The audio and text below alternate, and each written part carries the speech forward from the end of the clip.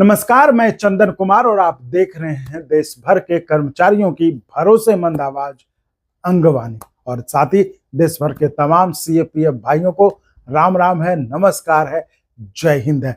साथियों, आज की जो इस वीडियो में जो खबर मैं बता रहा हूं वो खबर देश भर के केंद्रीय अर्धसैनिक बलों यानी सीएपीएफ के लाखों लोगों के लिए खुशखबरी से कम नहीं है।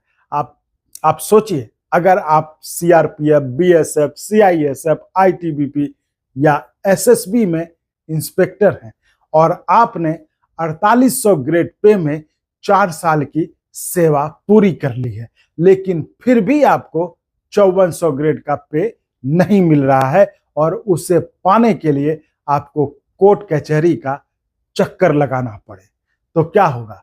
तो अब दिल्ली हाईकोर्ट के एक अहम फैसले के बाद तस्वीर बदलती दिखाई दे रही है।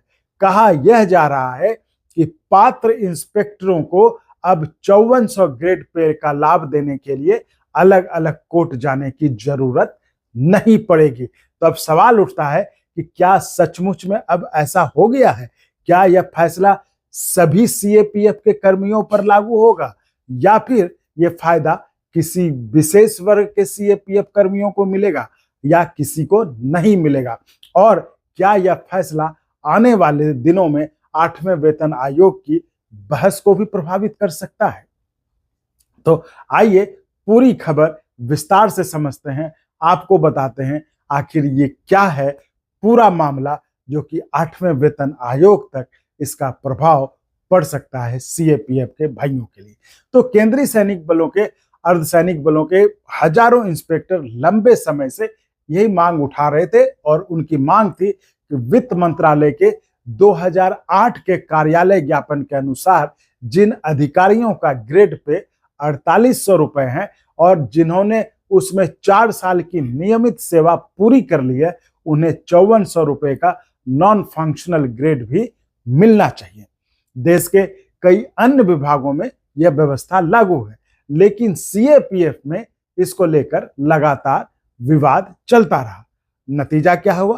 कर्मियों को अपना हक पाने के लिए अदालत का दरवाजा खटखटाना पड़ा। तो अब हम आपको बताते हैं कि आखिर ये जो विवाद है, कानूनी लड़ाई जो है, ये कैसे शुरू हुई।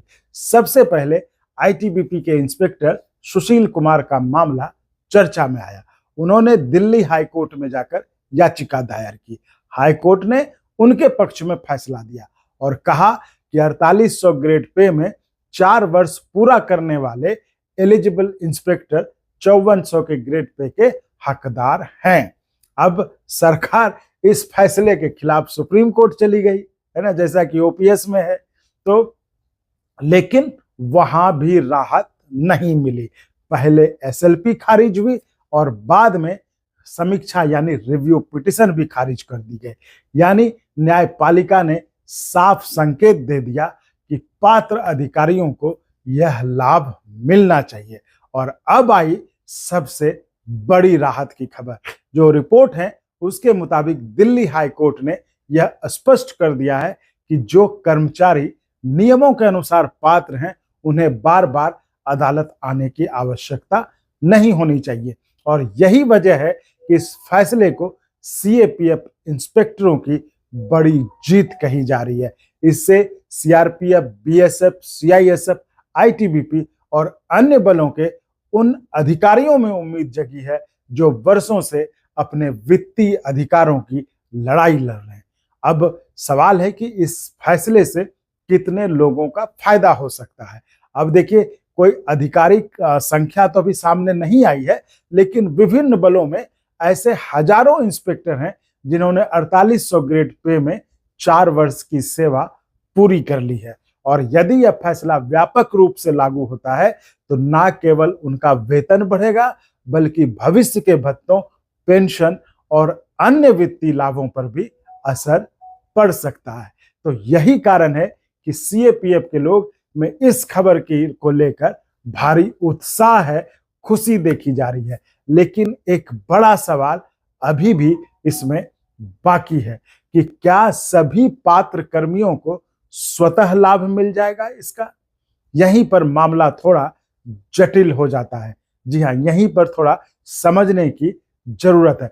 पिछले कुछ मामलों में अदालत का फैसला आने के बावजूद कई कर्मियों को लाभ प्राप्त करने में प्रशासनिक आदेशों का इंतजार करना पड़ा था, है ना। ये पिछले कुछ ऐसे में देखा गया। यानी कानूनी जीत और वास्तविक लाभ के बीच अभी भी प्रशासनिक प्रक्रिया की भूमिका महत्वपूर्ण रहेगी इस केस में, जैसा कि पहले रहा था।